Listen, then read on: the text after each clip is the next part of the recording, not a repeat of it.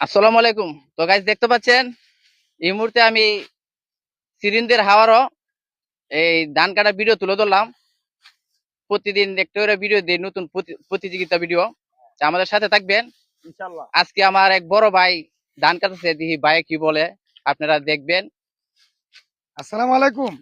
এই যে আমাদের এই এলাকার মাধ্যমে যে বৃষ্টি গুলা আসে, কিন্তু এইগুলা ধান যাতে হেফাজতে তাহে সবাই দোয়া করবেন।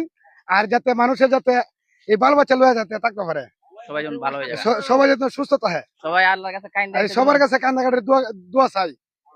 তো গাইস আমাদের বড় ভাই সবার কাছে দোয়া চাইছে, আমিও দোয়া চাই। আর সবাই নমাজ পড়বেন আর দোয়া করবেন, আল্লাহর কাছে দুই হাত তুলে মুনাজাত করে কানবেন, যেমন আমাদের অসহায় মানুষের এই জমিগুলো, অনেক টাকার জমিগুলো বন্ধে পড়ে রয়েছে, যেমন ক্ষতিগ্রস্ত না হয়।